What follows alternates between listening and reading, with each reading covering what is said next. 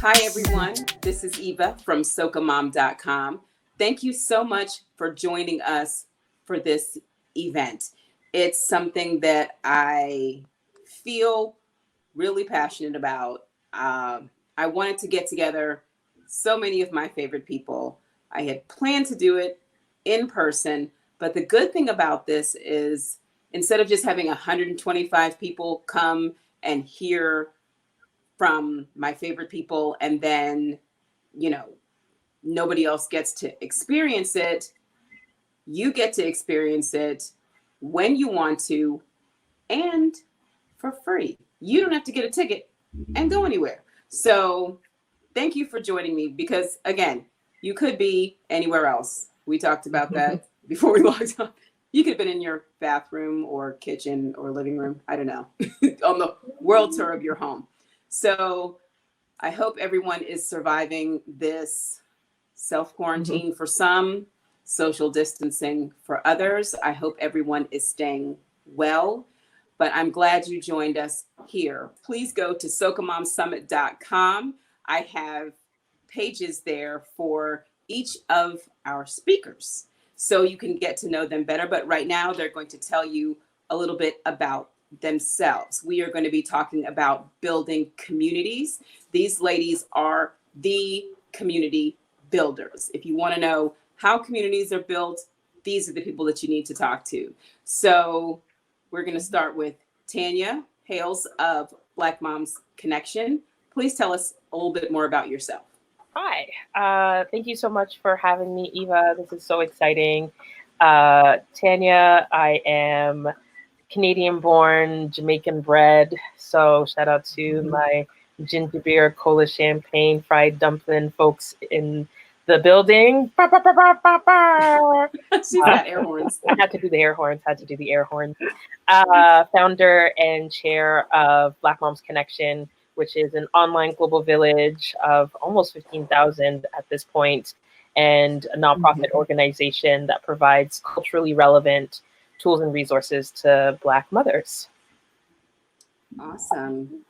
Tiffani, tell us about who you are and what you do. Absolutely. Thank you so much for having me.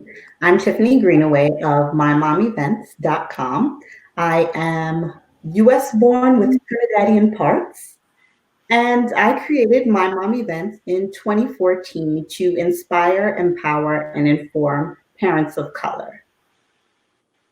I love that. Now, Cloyette, tell us about what you do and who you are. Hello, beautiful people and Soca moms across the globe. My name is Cloyette Harris-Stoute, and I'm the founder of Guyanese Girls Rock Movement. Guyanese Girls Rock is it's a blog celebrating the accomplishments of Guyanese women across the globe. I'm also the founder and president of Guyanese Girls Rock Foundation. That's a nonprofit organization that also empowers women, but one of our programs that's near and dear to my heart is our Young Women's Leadership Academy. It's a leadership development program for young women of Guyanese heritage, and we teach them leadership development right here in Queens. I was born in Guyana, but I came to the U.S. about a little under 30 years, I think 27 years this year. I'm in Queens. I've lived in Queens for about 24 of those 27 years. I lived in Florida for about 3 years. And, I'm married. I have two beautiful sons, young adults. And so that's me. Hi, thanks so much for having me here. I'm Stacey Ferguson, known online as Justice Fergie, and that's because in my previous life, I was an attorney. And my background is Trini, Bajan, and Guyanese. And I was, that's right. And I was born and raised in Montreal, Canada. And I came to the States, to the DC area for law school, where I went to Howard University. And I established a brand called Blogalicious 11 years ago.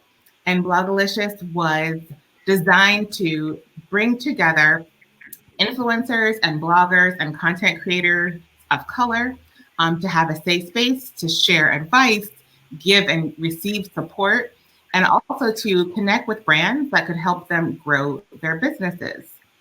And then from that, I launched Justice Fergie, which is a coaching and consulting practice where I help brands up-level their marketing. And I'm thinking to a memory of where I really got a sense for community. And it would have to be Sundays at my grandparents' house in Montreal, where the whole family would come together, cousins, aunts, uncles, the whole shebang. And we would eat and have a good time and play games and laugh and listen to music and dance. And that really has stuck with me. And it's something that I'm trying to recreate for my own kids. So thanks for having me. This is a very strange time right now. It's odd.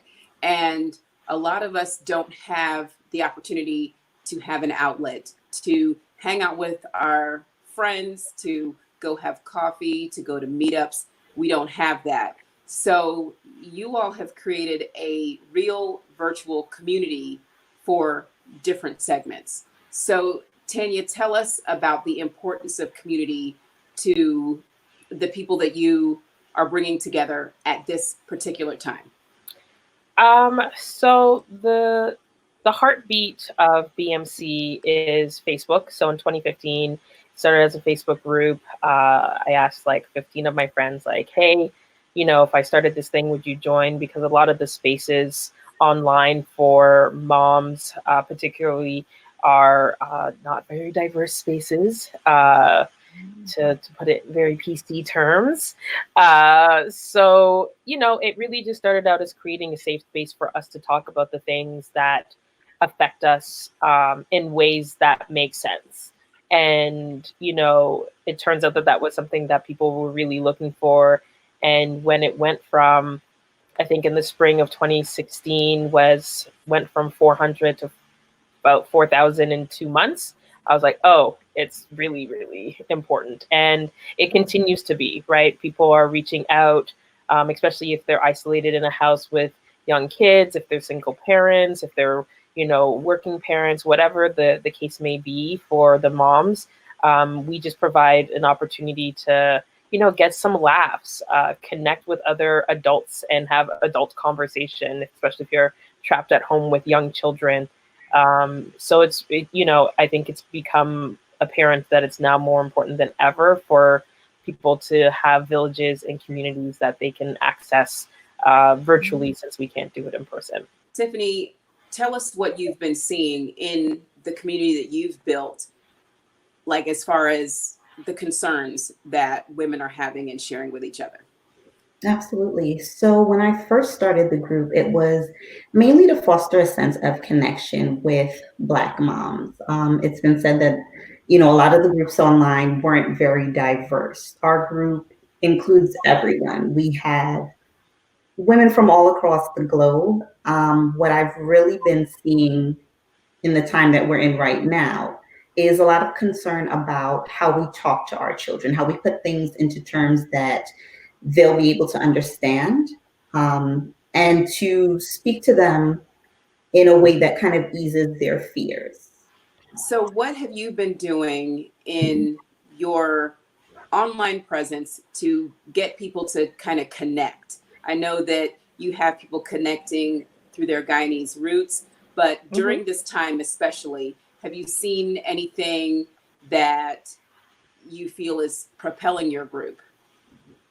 Well, we do have a Guyanese Girls Rock movement group and the Guyanese Girls Rock page, but a lot of the activity recently has been in the group, and women have been coming together to talk about. Most of them have been talking about the pandemic, you know, sharing information. You know, nurses, doctors, they're popping in and sharing little tidbits. We also have women who's coming in and doing exercise routine. And sharing videos. And so the discussion has mostly been surrounding what's happening with the pandemic. And, you know, some people are sharing their fears, and others are, you know, just sharing uplifting words and trying to encourage people to, you know, keep their heads up. So most of it has been surrounding that recently. So let's just talk amongst ourselves for a minute. When you're creating a community, I did this almost 10 years ago now. It's been 9 years. When you're creating a community, what is the thing in the front of your mind? Is it, I want to gather people like me, or I want to fill a need that I don't see out there? What is it that propels you to want to bring people together? Well, for me, I mentioned earlier that I just moved back from Florida. I lived in Florida for 3 years. So I moved back from Florida, and it was right around 2010. I felt a little bit of a disconnect from my community, having been away for a few years. Where I lived in Florida, it was a bit, isolating. There wasn't much of a Caribbean community there. So I was looking for, Facebook was popping, everyone was on Facebook and people were blogging. And I went on Facebook, I was looking to reconnect.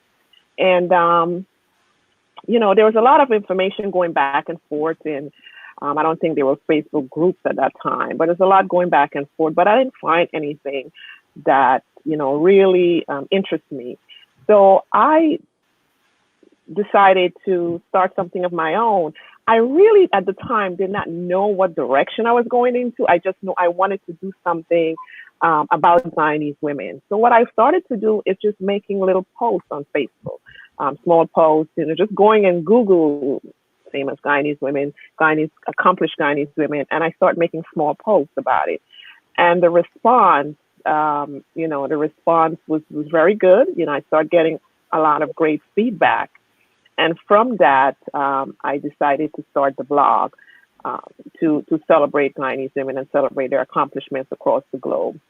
So that's how it started for me. I didn't start out with a clear plan, but it turned into this movement now that, we have over 20,000 followers on Facebook. Wow. Okay, that's a lot of people. So organizing that many people must be a lot. Like, that's got to be a lot to deal with.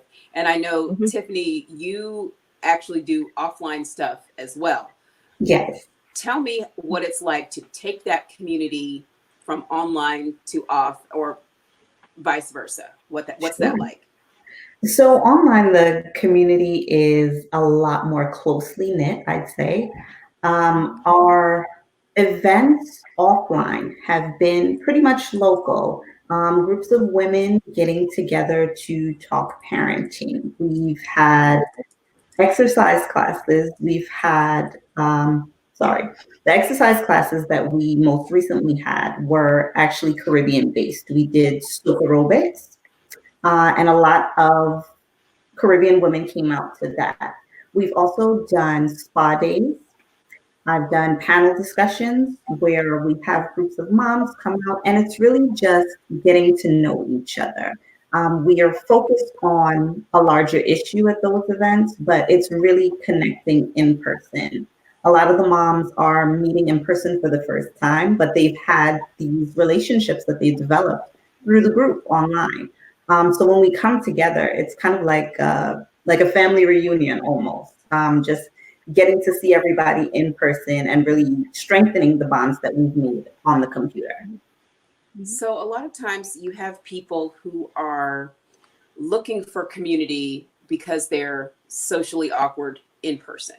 How do you encourage people to take their online personality and bring that to an offline event? I know, Tanya, you've done a full-on conference based on your Facebook community. What is it like to translate that online community into a full offline event with all these different women?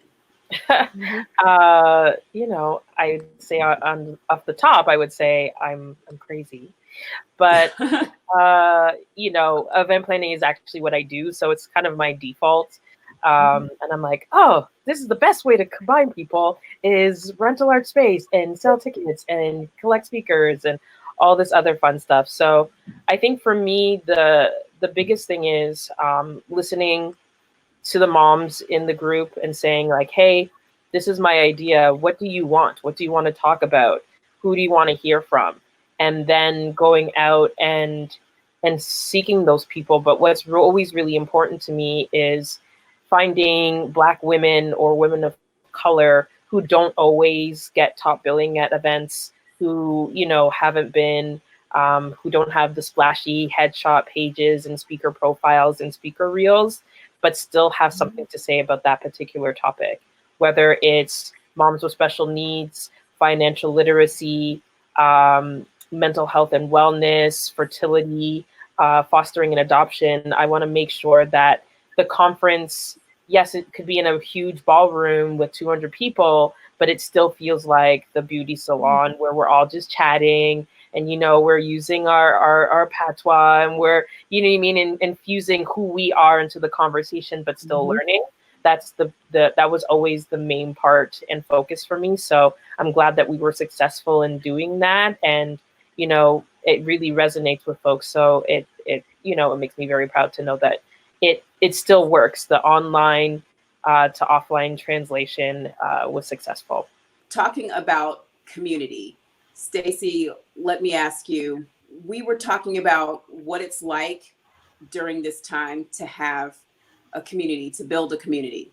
And what is some of your advice for someone who says, you know what, I need to build something for people like me? I'm looking at all the Facebook groups, there's thousands of them, probably millions of them by now, and I'm not finding something for me. What advice would you give to somebody if they say they want to start something like that? Absolutely. Don't think about it for one more minute. Just do it. Because if you're looking for and yearning for that type of community, then that means someone else is too. And the wonderful thing about having an online community is that it can be big, but it could also be small. And small online communities are just as effective, if not more so, than being a part of a huge one. So don't let fear stop you, because we all need connection. No matter you know, how advanced technology gets, it doesn't matter. Everybody still needs that, and we're feeling it right now. So my tip would be to just go for it. And on a more practical side, I would just try to identify where is it that your people are spending most of their time. And once you answer that question, you'll know where to form your community. So whether it's on Facebook, whether it's on Instagram, whether it's on YouTube, whether it's via email, really just spend some time figuring out where people like you are wanting to spend their time, and build your community there, and you'll really see it flourish. So one of the things that Tanya was saying about giving women opportunities to speak and to, you know, just get out there and show what they do.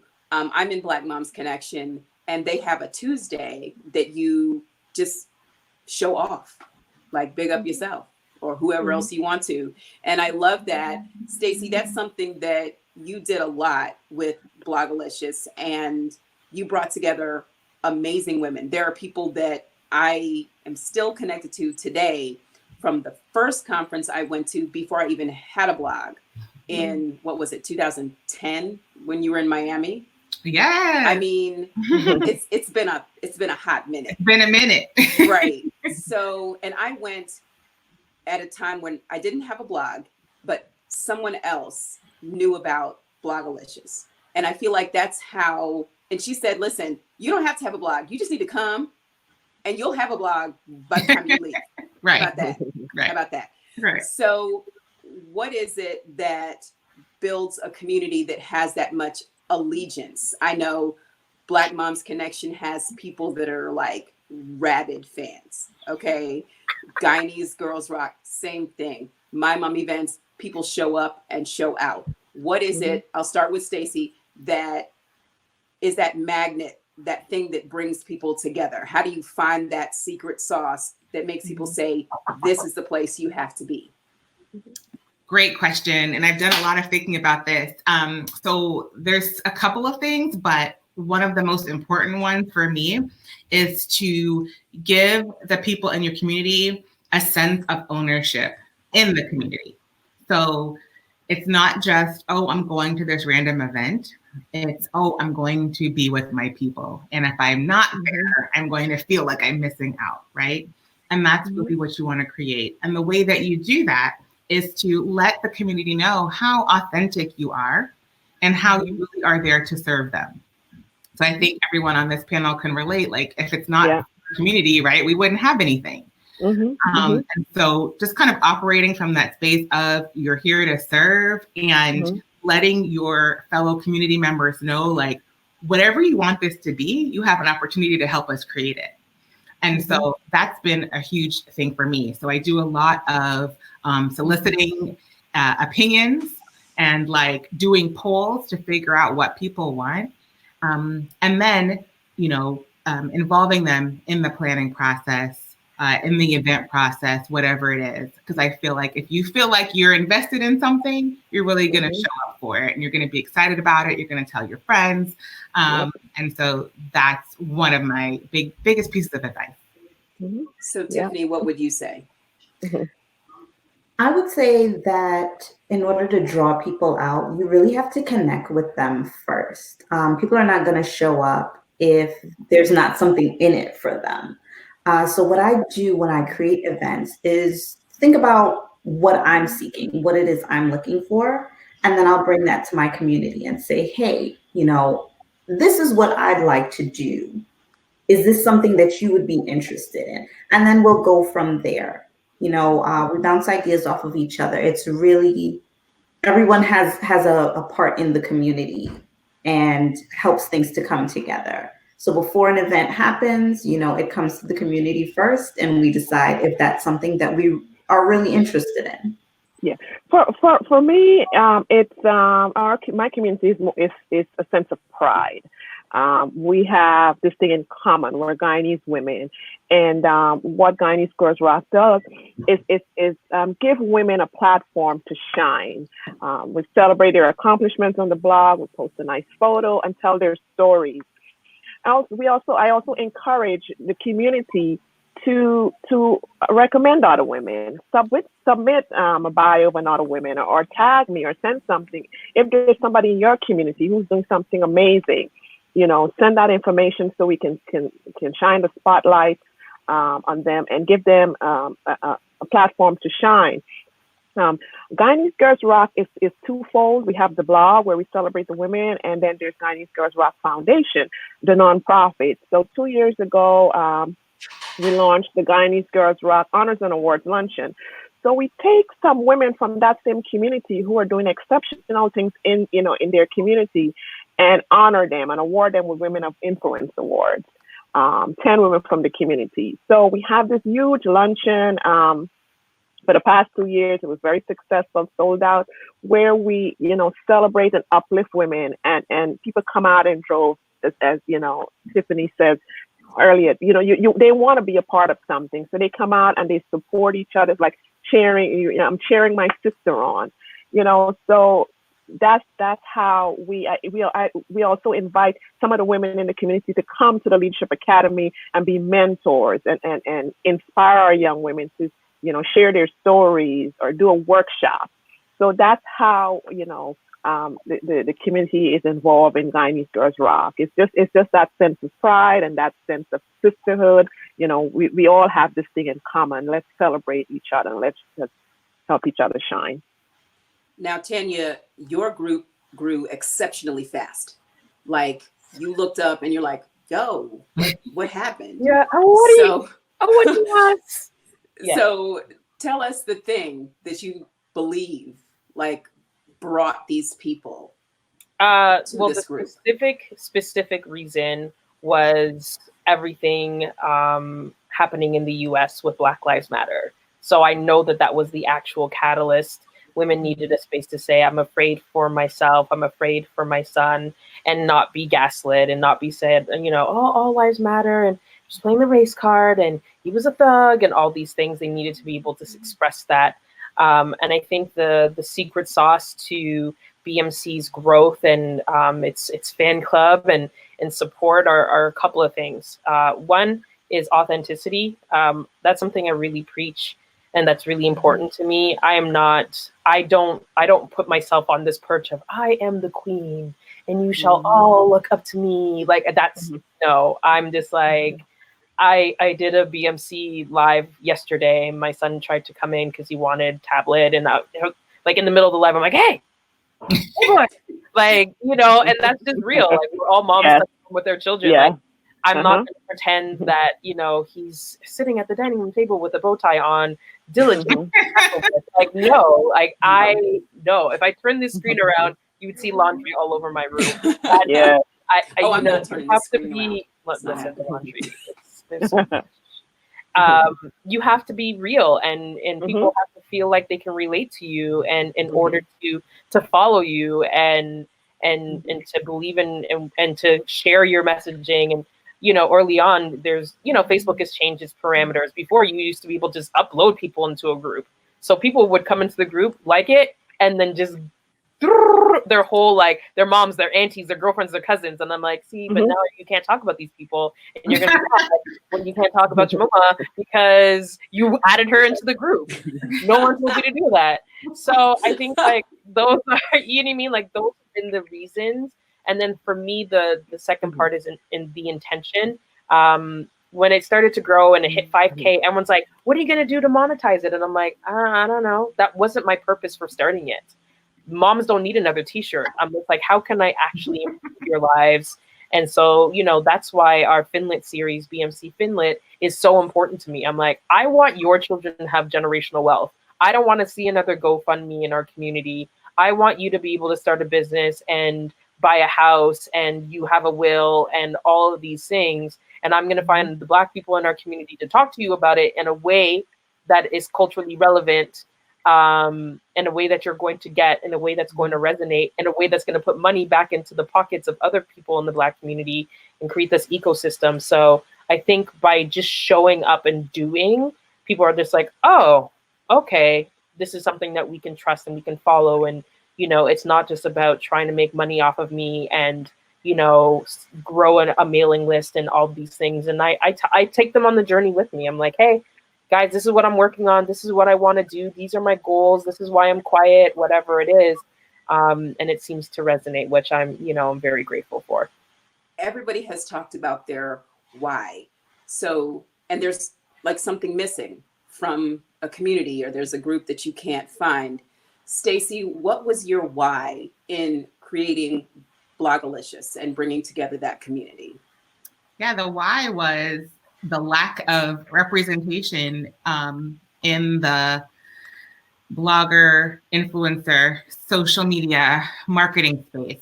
So imagine, right, in 2009, there was no Instagram, and Facebook was very limited. It was really just Twitter and people's individual blogs.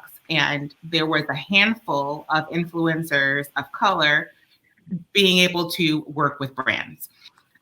However, we kept seeing the same, like 3 or 5 people all getting all of the campaigns, and brands would say, we just can't find any bloggers of color anywhere. And so me and my 2 co-bloggers decided, let's bring together the community that we know exists and show them to the brands and invite them and say, hey, come to this conference, meet these amazing content creators, right?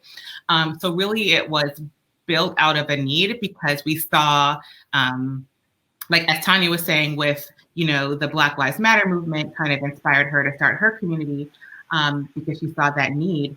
We saw the need to show marketers, hey, we're here, we exist, we're not hard to find, we create great content, we have strong voices, you can leverage us, you can partner with us, and actually we can help you meet your goals. And that was a cool thing because it served 2 purposes. One was we were able to form a sisterhood and a community for the influencers, right, ourselves. But the flip side of that is that marketers want to reach communities of color, because everyone knows that people of color are the top consumers and purchasers. And so we're the ones buying the things. And so why not market through us, market with us? We're going to help you be more effective. So that was kind of the secondary why, if you will. And I was able to kind of merge the 2 to make it feel authentic, right? As Tiffani was saying, but also everyone was clear, like, if you come to this event, you are going to increase your chances of finding a brand to partner with, getting on a PR list, being invited to these press junkets. And those are the kinds of opportunities we wanted to provide. And one last thing is, I think right when I hopped on, someone was saying they were trying to showcase people who didn't have the big bios and the fancy speaker reels. That was really, really important to me as well, because it's really tiring seeing the same people getting all of the opportunities, right? When you know there are amazing people who just may not have that household name. And so from the beginning, Blogalicious was really intentional about sourcing its speakers and panelists from the community. And so we had an open pitch process. People could submit their ideas for their panels and they would speak. And they didn't have bios and they didn't have speaker reels, and that was fine. And I'm really excited that we were able to give so many people a platform to build their speaking experience, so that they could say, hey, I spoke at Blogalicious. When they go and apply for something else, we were able to give them that step up. So those are some of my additional whys. That was one of the things that I took from you, something that you did that was amazing to me, that it's not just the big deal people. Yes, right. You have the big deal people because they're a big deal for a reason. They're smart. Right. They have stuff to say.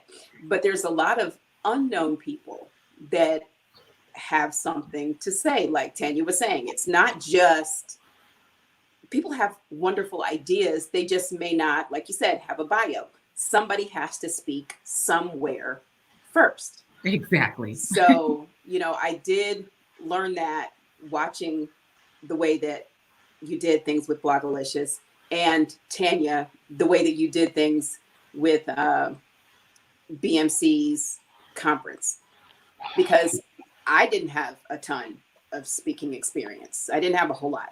And when Tanya reached out to me to speak, I was like, wait a minute. So that means I'm international now. I know that right. Exactly. Let me go ahead and add international to my bio. International. Okay? Listen, yes, no. Women of color don't always have that opportunity. That's right. You know what I'm saying? Unless you just run back home and speak at somebody's library and be like, yep. I'm not giving you no photos, but yep, I'm international now. Right. So I really appreciate that idea, that concept, that everybody has a chance. That was a really cool thing about Blogalicious. It's like, apply, and see what happens. Everybody was kind of on equal footing, except your keynote, because your keynote was going to be great. So can't shoot the keynote off the bat. Yeah, exactly. You got to have some experience, but I really appreciate you guys for giving that opportunity. Cloyette, tell me what it is that keeps you going when you're starting to feel overwhelmed, because a lot of community leaders can feel overwhelmed at times. You have a lot of voices coming at you, especially if you build your community in a way that you welcome feedback. Some of that feedback is loud, and you're starting to get overwhelmed with all of the voices. Tune it out. The moms there, you have kids, you learn how to tune out some, because there's so much, especially on social media. There's so many groups and so much information. And one of the things that people do when you're in this position, they tag you and they send you stuff. And there's so much information that I'm tagged in that I don't even have a chance to look at all of it. Even though I created a group, it's a closed group, but people have the ability to add stuff in, but sometimes they will send it to me to do. And of that and become overwhelming. So you have to prioritize what is important at the moment, and just always have to filter, for what is important, what information you want to filter out, because it's so really, most of our time is spent in social media, either promoting our platforms or sharing information, but then a lot come back to you. It could be your followers just trying to send you information. For instance, now with the pandemic, there's so much people are sending to you, or things that they think you want to see, or things that are, or they think it's related. It's not always. So you have to filter some of that information out and focus on what is important, you know, at that moment. You just can't consume all of it because you'll just drown in all of that. And it can really make you burn out and tired. So you have to learn how to filter information and just remain focused on what you're, you know, but not lose sight of the people who are supporting you, like in your group, you know, you check in, you talk to them, or you know, you interact, but learn how to filter out other things. So Tiffani, what do you do when it gets too noisy? So growing up, my grandmother would always tell me to focus on the best and let God handle the rest. So that's a lot of what I do. You know, you take in the information that is relevant to you or information that can help someone and kind of filter out the rest of it. What I do appreciate is, you know, everybody giving their support. While it may not always come in the right form, I still appreciate, you know, any information or any support that anybody's willing to give. And I always share the best of that with the rest of the community. Can I pop in just to add? I was just about to ask you, because I know your group gets, wow. My fellow panelists are being so nice. I'm just like, wow. I'm waiting for my turn too, Tanya. Don't worry. This is the nice, polite, you know, face of a movement, you know, founder, chairperson answer. Absolutely. But woo, like, the audience is all people of all from all over the diaspora of the Caribbean and stuff. So you know how we like, say, let me clap how you we do, right? I'll say that, you know, and especially like how we roll with how we can be petty, especially like, you know what I mean? Like, it's really important for me. I'm just like I have my public persona and my private, and in the private it's pure cuss words, pure cuss words, and then in public I'm like, hey y'all. That's why when if I do have to cuss publicly, then people take it seriously. They're like, oh, she's serious. Oh, she's well vexed. Yeah. Don't vex me. And I think that's really, I think it's important to be both and acknowledge both sides, because sometimes the feedback is not rooted in truth. It's not rooted in reality. It's a perception that people have. All of my amazing fellow panelists and I have built things, and it probably from the outside looking in seemed really quick and therefore easy. And so people were just like, you didn't really earn the success. You didn't really have to do much. This is something I can do better and build bigger and build better. And I'm like, can you? You didn't. Like, and sometimes you just gotta be like, you know what? Yes, sometimes just let them just say thank you for being a member. I thank you for your feedback. Cool. But other times, and especially it's the how and the why. Don't come out and be like, oh, I'm gonna start my own Black moms group because X, Y, and Z. I'm just like, okay, I mean, you can. There's enough sunshine for everyone. But if you're starting your group out of spite, it's bound to fail. Watch how long it lasts. You mean like every single time I'm talking about businesses and business development to someone, I'm like, if you are just going to start a business just for money's sake, it is doomed to fail. Your why can't beat coins. yes. And if your why for trying to start my competitor, I'm like, to borrow words from Joanne the Scammer, you don't compare when you don't compete. Like I'm already going to be 2 steps ahead of you, so you can try, but by the time you get to where I'm at, I'm literally going to be light years ahead. And you started it for the wrong reasons. You started it to be spiteful. So I think like, yes, there's definitely like the WhatsApp groups and the Facebook DMs. And you're like, typey type. I think it's important to have both. It's how you express them and where you express them that's important. So you made a good point. As we start to wrap up, there is a point where you are not the same person that created the group. You have grown and changed, and there are other things that you want to do. But then you have all of these people who have kind of wrecked themselves, because you did a great job of getting people to love you and you're what you stand for. And you're like, ooh, I kind of want to do something else now. So let's talk really quickly. What happens, or what do you anticipate happening? What kind of plan do you have when you want to pivot? Because we are dynamic women. We're not always doing the same thing. My writing now is nothing like 2011. I mean, I'm a whole different person. I had a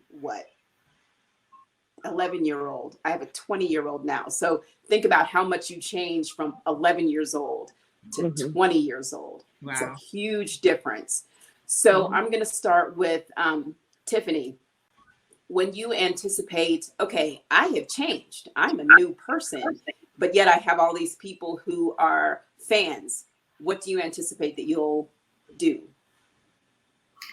I think with my brand, it grows with me. You know, I started my mom events when I was a new mom. And a lot of the women who came into the group at that time were newly pregnant or had just had a baby.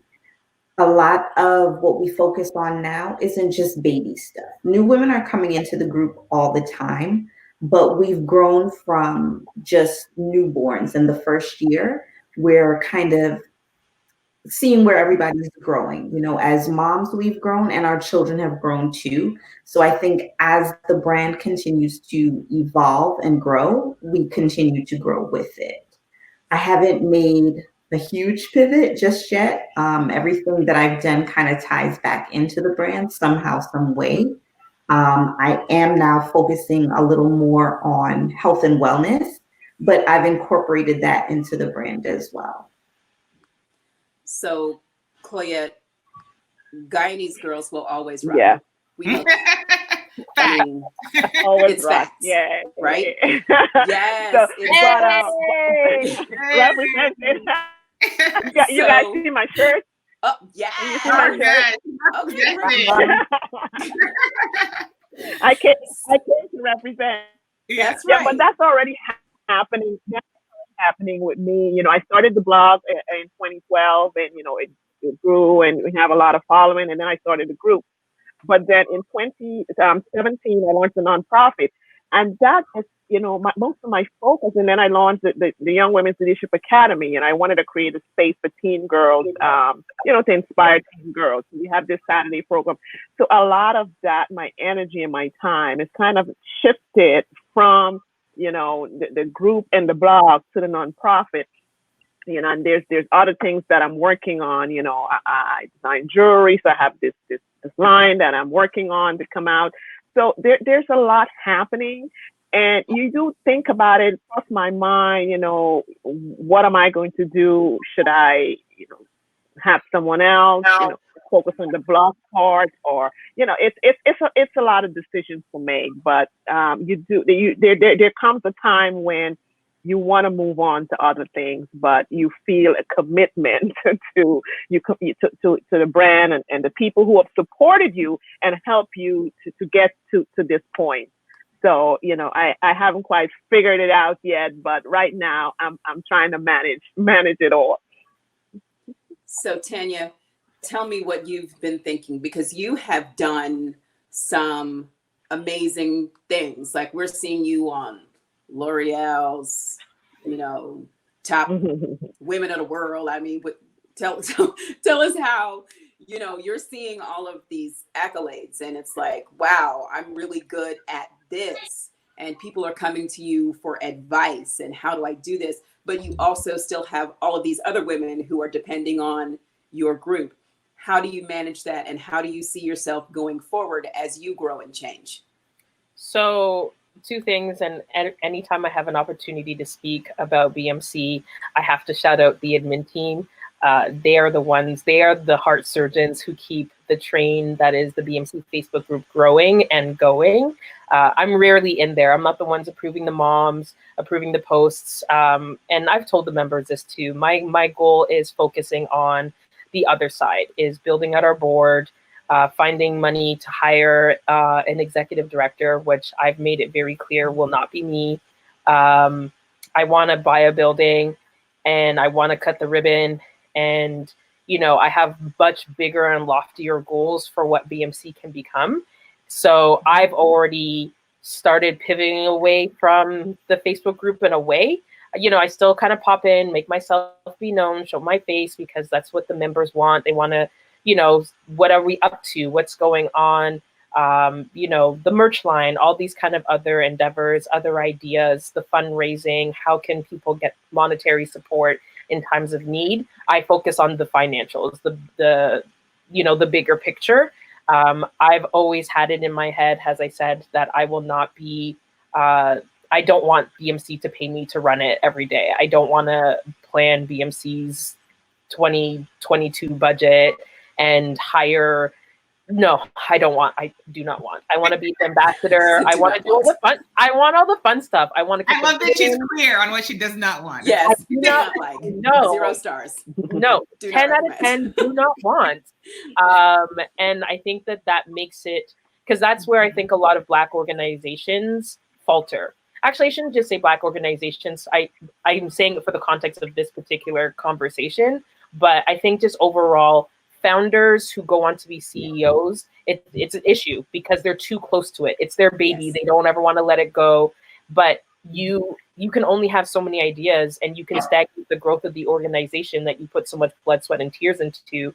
And I don't ever want BMC to falter because I can't see outside of my imagination. Someone else might bring new energy and amazing ideas and take it to new heights. And you will never be able to take away the title of founder from me. I'm founder forever. I don't need to be the board chair forever.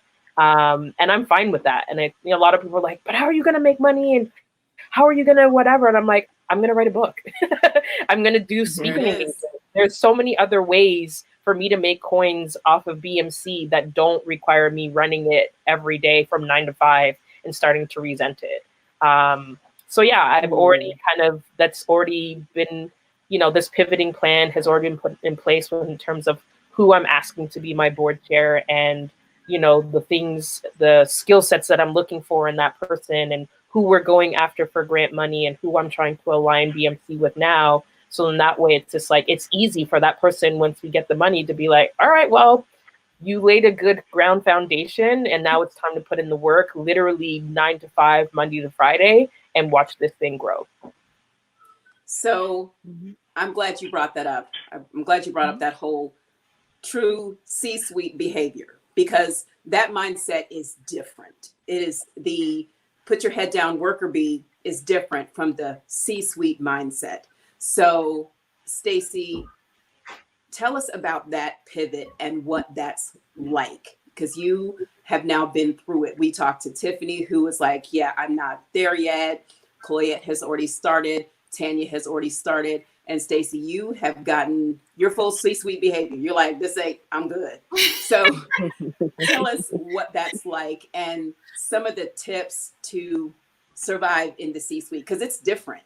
You have to have the big idea, and you have to be able to find the people who can help you. So tell us how that works. Oh my gosh. You make it seem like I have like a magical answer, but I don't. But first of all, I need to give finger snaps to what Tanya just said. Yes. So a couple of things, 3 things. 1, kudos to all of you guys on the panel for having the foresight to build a brand that can and will grow with you. Because I was just listening to you guys talk and I was like, you know what? Mommies are always going to vent. Guyanese girls are always going to rock, and Black moms are always going to connect. But guess what happened with me is that bloggers aren't always going to stay bloggers. So when we launched the name, it's weird talking and I can't see your faces. When we launched the name, we did not think it would last. Thanks. We did not think it would last like 10 years, right? Like we're like, oh yeah, we're gonna do this fun thing and it'll be it and we'll move on. But here we are in 2020 and there's like TikTok, right? So there was from the get-go, there was this like, oh my gosh, how much longevity does even just the name itself have, which caused so much internal conversation. Because at this point, if you say Blogalicious, it means something to people. So you can't just change the name, right? I have a federal trademark. If you Google it, it's like the first 10 pages of Google. That happens with nobody, you know? And so that's one thing that I know I struggled with. And it seems kind of superficial, but it's also a real thing when you're thinking of business, right? And like going in to pitch people for different things and they can't get past the word blog, you know? The second thing was I did a lot of work to make sure that my community grew along with me, but also kept growing themselves. So we started out really focused on blogging. Then we expanded the focus to include entrepreneurship and small business and how are you generating revenue. And yeah, it's nice to work with Dove and Coke, but what if they don't have the budget? You need to be able to create your own streams of income. So how can we help you do that, right? And then taking it even further and launching a mastermind and VIP days and boot camps. So I was really excited about being able to evolve the community that way. And then where it got to be kind of what Tanya was saying, like I got tired of, it became a job, right? So it started off this wonderful passion project that was fantastic and amazing. But then it got to the point where like, I was like going like this and I was wearing myself thin. And then it wasn't fun anymore. And then it's like, if it's not fun, for me, it was never about the coins, right? The coins are nice, but it was about something bigger. And once that started diminishing, I was like, I don't know if I can do this anymore. So I had to make a really hard decision. And trust me, I probably should have made the decision at least 2 years earlier, if not more. But I felt this guilt. Like now I have all these people who love this thing. And if I don't do it, I will let them down, right? And so I struggle with that a lot. Plus, I'm like a people pleaser, which is a whole other conversation. So it's hard to be that and a community leader. Oh my God. So, so I just kept it going to the point where like by the last conference, I had nothing left to give. Like I was like spent, like emotionally, physically, financially, like all the things. But I knew I had to take a break. So what I did, and this was 2017, was I was very terrified on how to tell the community, like, oh my God, I'm not going to do it anymore. I was petrified. So I hired a communications coach. You guys might know Amber Wright of Talk to Amber. And I was like, Amber, I have to do this, but I don't know how to say it, right? And I need you to help me figure out the words. And so she literally helped me write kind of like a speech for the last day of the last panel of the last conference. And that's when and we did it like Q&A style. So she could ask me questions and I can answer.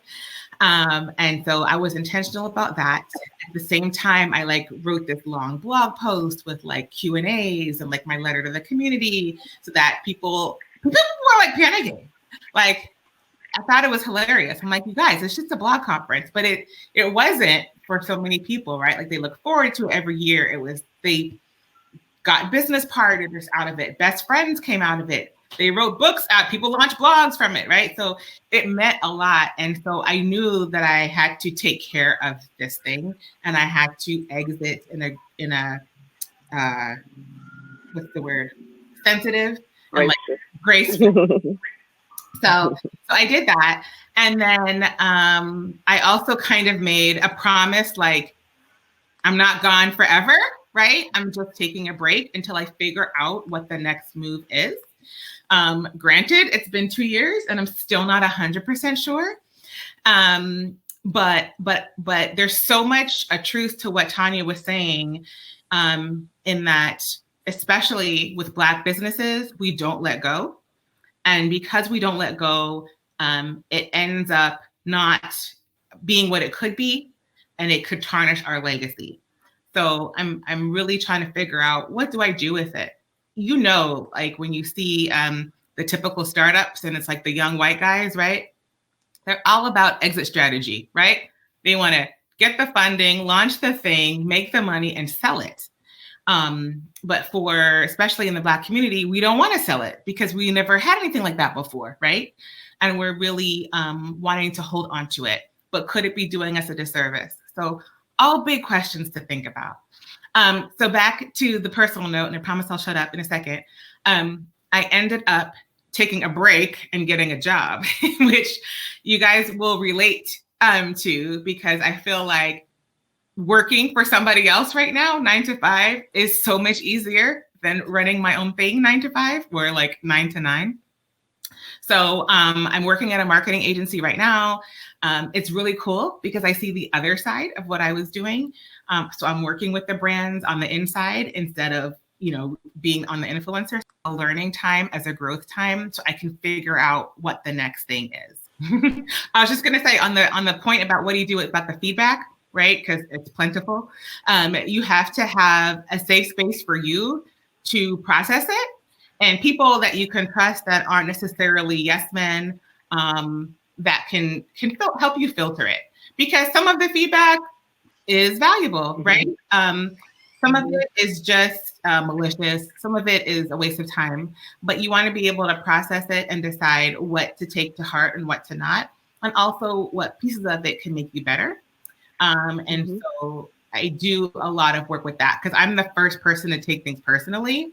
But luckily I have people around me on my team that are like, why are you listening to her? Like, she doesn't have her stuff together, you know? So I think it's really important for us to do that as community leaders, and also to have our own support system. So I actually have a little Facebook group. There's like 10 people in it, called Leaders Need Love Too. So I'm like, I'm going to add all of you guys when I hang up. Yay! Yes. So I believe that piece about support is really, really important, because you're supporting a lot of people. People are sending you messages, like we said, and they're like, can you please help me? And Tanya gets more of those than anybody, you know, especially right now with what's going on in the world.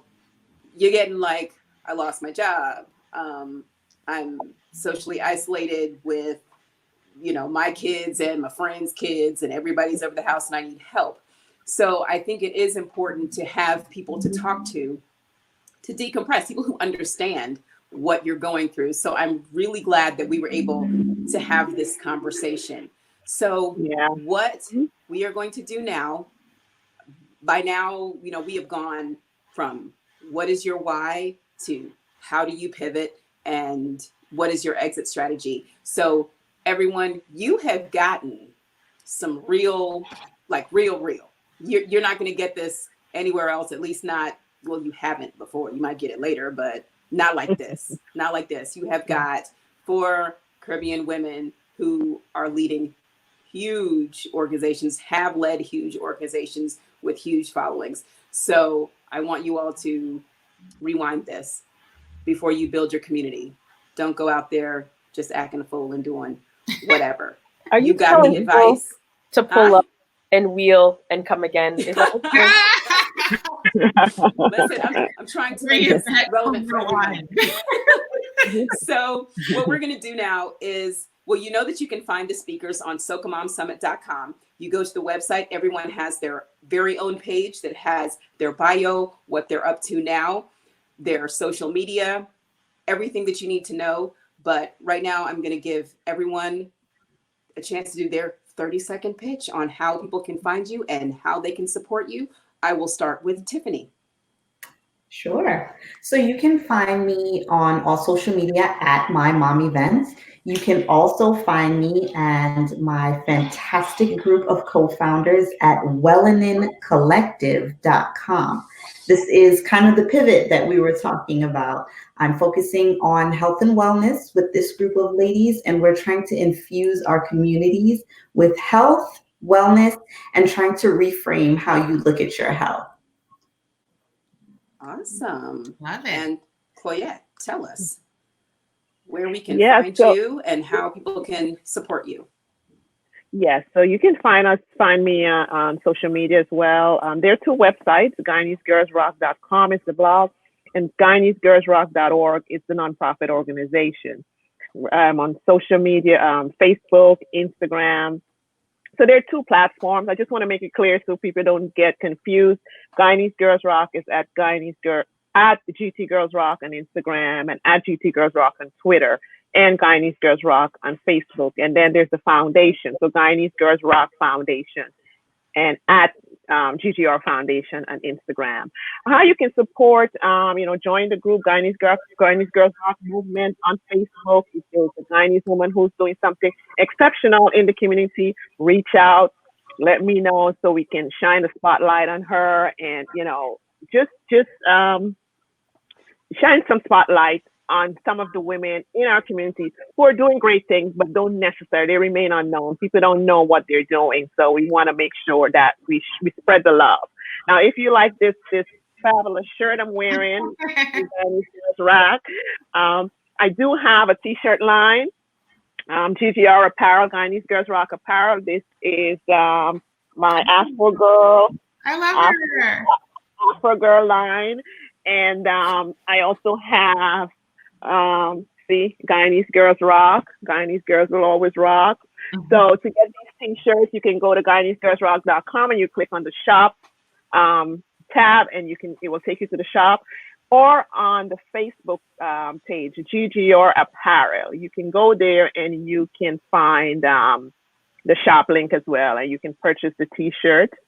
A percentage of the proceeds goes toward Guyanese Girls Rock Foundation and our Young Women's Leadership Academy. I love that. Thank you very much for joining us. So, Stacey. Yeah, you can follow me as well. Cloyette, Harris-Stoute, or Cloyette HS on social media. Awesome. And I believe all of that is on the Soca Mom Summit site. So we're all over the place. You're going to find us everywhere. This is good stuff. Yeah. Stacey, tell us how people can find you and how we can support you. Yeah, really easy. I'm Justice Fergie everywhere, or Be Blogalicious everywhere. And you can support me by subscribing to my email list. That's a great way to keep in touch with whatever is coming next. But more importantly, you can join the Blogalicious Social Suite on Facebook. So that's kind of the private community where you can chat and support and share. But most importantly, I would love to hear from you. So like if you have thoughts or ideas on how I would be able to support you, or what a evolution of Blogalicious could look like, I am all ears. So please don't be shy and send me a note. Thank you. And thank you for coming. I really appreciate all of your advice. This is amazing. So amazing. Tanya, tell us where we can find you and how we can support you. You can find me in the streets. Listen, let me be professional. We're on shutdown. You will not find me in the streets.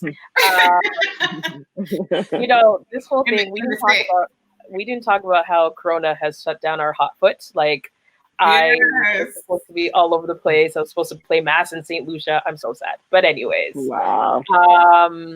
I just heard Carabana's canceled. I don't want to talk about it. I know. I'm sorry.